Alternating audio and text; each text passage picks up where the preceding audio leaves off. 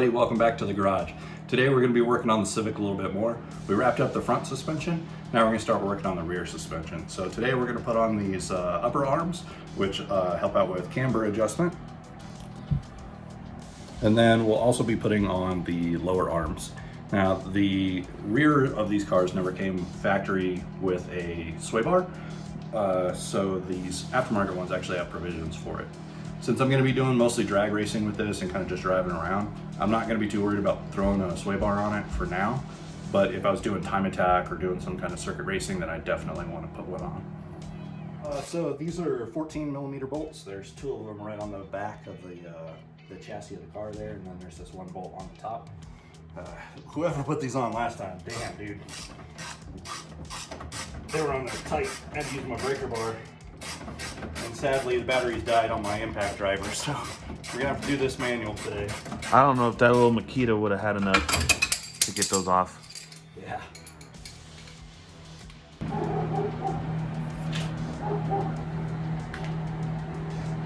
Good Lord.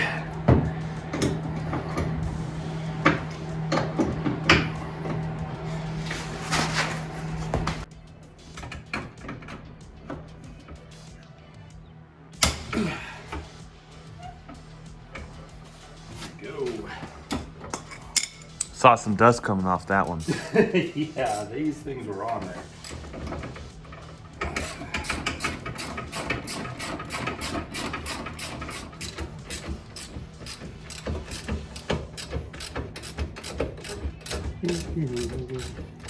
One long ass bolt. They always are. Yeah. All right, so we got this old one out and it's been pretty beat up. It's a lot like the front end where everything's super rusty. Bushings don't look too bad, but they're old and crusty, so I'm gonna go ahead and replace it anyway with the new unit. And just a little comparison here.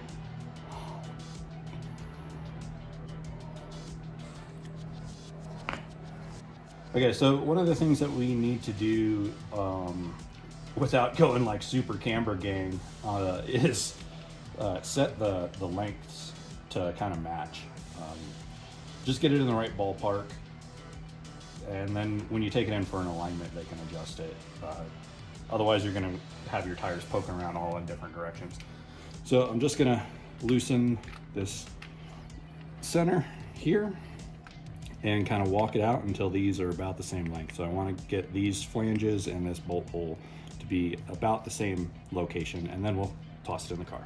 What I would like to mention is that you should bottom out both sides, and then when making the adjustments, only use the middle section. That will give you the same distance on both ends. Yeah, good point, Dan.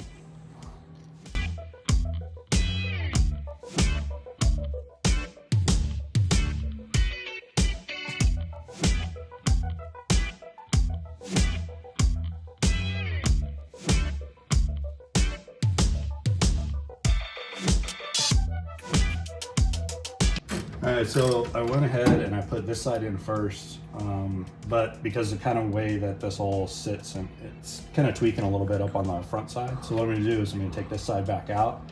I'm going to start the bolts on the chassis side and then get this one in line.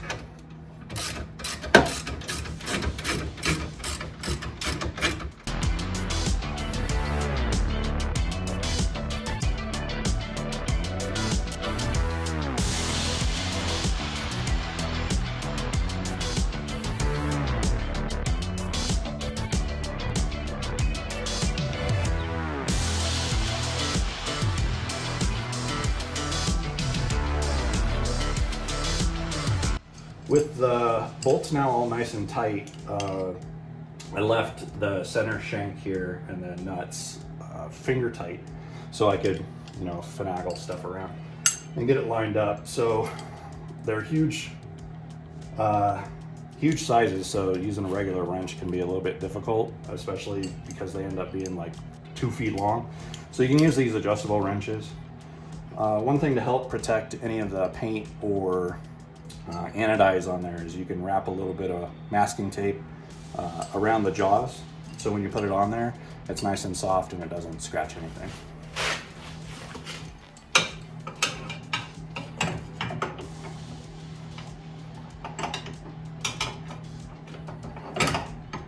With everything all nice and tight on the top side, now we're going to move on to the lower arm. So there's 3 bolts there, one on the inside, one that the shock bolts to, and then a third one that bolts it to the trailing arm. So we're going to go ahead and get those knocked out and pull this bad boy out.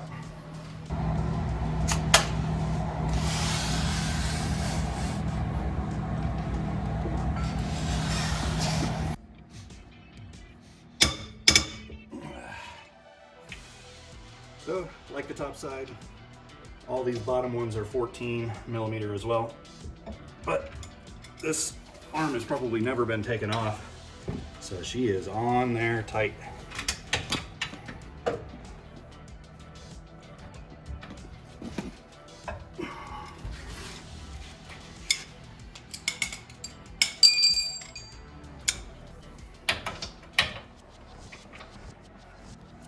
Okay, so both this bolt and the front bolt have captive nuts, whereas the bolt going into this trailing arm here does have a nut on the other side. So a trick that you can use is you just grab a wrench and stick it on the nut there, and when you go to loosen this, it jams up against the body, so then you have both hands free to go ahead and manipulate this and get it out of there. So, here we go.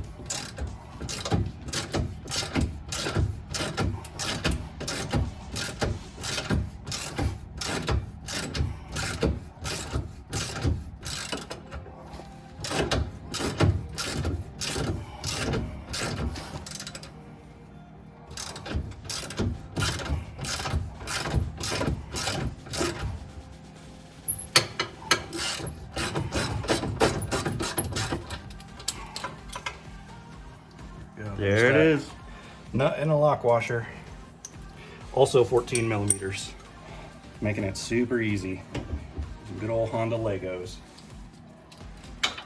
All right, so we got the 2 end bolts out, and now we're gonna back out this last one here on the shock.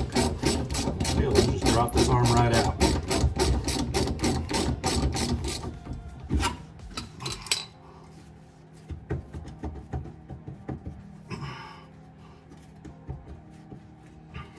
Maybe.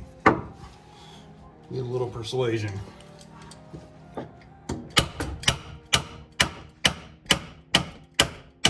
The old crescent hammer.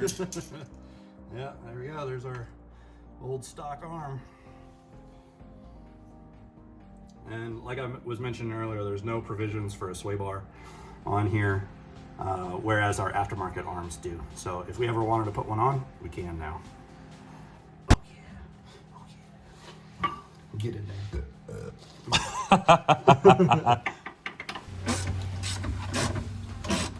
And now it's slid right back in there, and we're getting the bolts put back in. It'll be done in no time.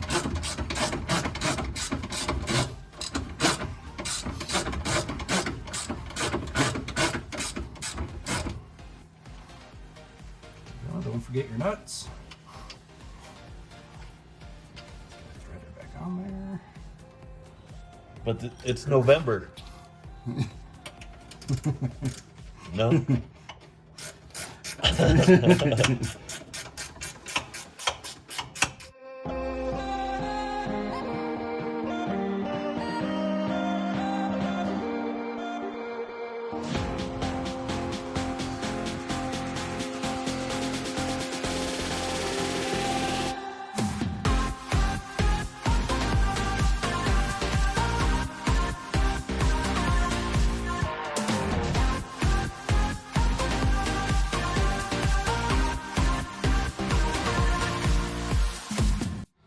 All right, we got the new bolts in, super simple, just opposite of the install.